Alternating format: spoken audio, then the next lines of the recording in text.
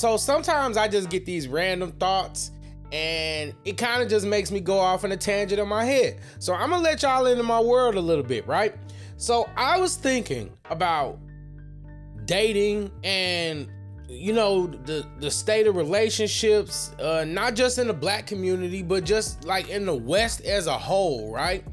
And you just look at how men of all races are having similar problems and complaints of men, and women of all races are having similar complaints of men, complaints against men. Now, how they choose to go about voicing those concerns, some of them go about it better than others, right? But what I really want to focus in on is dating in itself, relationships in themselves. And when looking at things, or when looking from the perspective of how things were done in yesteryear compared to how they're done now in 2023, I want to know if there's really even a point of dating at all. Because if you really think about it, what is the current current way that Westerners do things?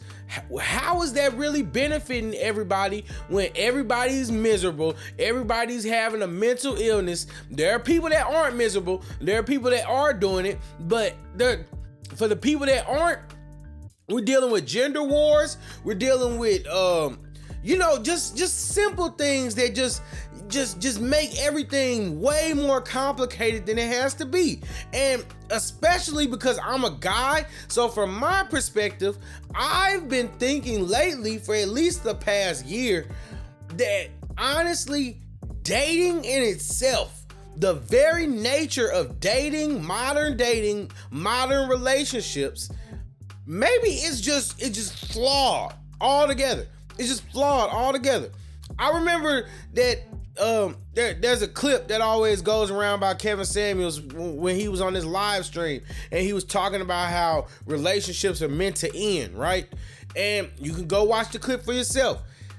He basically was saying that when you're in a relationship, when you're dating, when you're being somebody's boyfriend, girlfriend, that it has an end point. It has an end point. And that's what people are focusing on. So my question is, taking that into account, what sense does it make to date? Because we already know that the majority of guys are not actually benefiting from the dating market. But not just that, in order to truly benefit from dating market, you have to be of a certain status. And that doesn't just mean money and income, but you have to be perceived a certain way in a certain status. Women have to view you a certain way. And it just is what it is. So I'm not gonna really debate about that. But the fact of the matter is that women are attracted to what they're attracted to, and men are attracted to what they're attracted to. Men are attracted to beautiful, attractive women. Women are attracted to high status men. We don't need to debate about that. But think about it. In order to get to being a high status man, men have to work at that. You don't just inherently grow up with that high status value unless your parents worked and they put you in a position. You know what I'm saying? But somebody had to work. It don't just come out of nowhere. So when you take that into consideration, knowing that you really not gonna really get to benefit this when you're younger anyway, why don't we just take away the nature of dating in itself? Because dating, it just, the way it's done in practice right now, it has no real yield or return on investment. And it's not just like, oh well, I'm dating this person to get to marry him. No, you're just dating this. You're dating people having fun. And at the end of the day, while that's all good and dandy, that fun comes with consequences that we see. And that's why a lot of people, single mothers, like STD, all that stuff that comes with having fun. So let's just think about this in perspective and say, what if we take away dating? We take away dating and say, bring back courtship.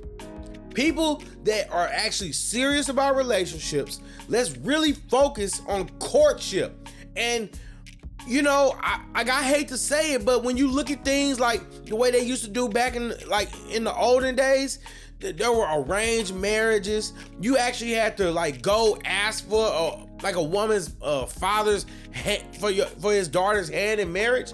There were things and protocols that you had to do. You wasn't just gonna knock up a chick and then think you were just gonna run around and do whatever. Where do you think the term shotgun weddings came from? So when you look at what these old times, what they do, people married for business decisions, business wise. My family is strong, my family has a lot of money, your family has a lot of resources or a lot of farmland or whatever. Let's come together and let's make an empire. Or guess what? Your family has a strong army, my family has a strong army. Why don't we come together so we can be an even stronger army? So that's how marriage worked. It wasn't just about, oh, I just like you, or oh, he's sexy, oh, she's sexy. It wasn't just about that. It was about practicality. And I'm pretty sure that a lot of these people learned to love each other. But it was about duty. So I'm saying that, why don't people focus more on the duty and saying, well, if we're gonna be serious, if we're gonna do this, then there needs to be a goal in mind. There needs to be there needs to be some, a plan in place. I'm looking to get married. I'm not looking to get married. Well, okay, I'm looking to get married in about 4 or 5 years, and saying let's just see what happens. But this whole dating thing, this whole boyfriend, girlfriend thing, I'm just saying, it doesn't seem to be working. For the general public, there are people that it does work for. But I'm just saying that maybe it's time that we start, that we actually take a look and really think about things and see how things can possibly be adjusted and done in a different manner.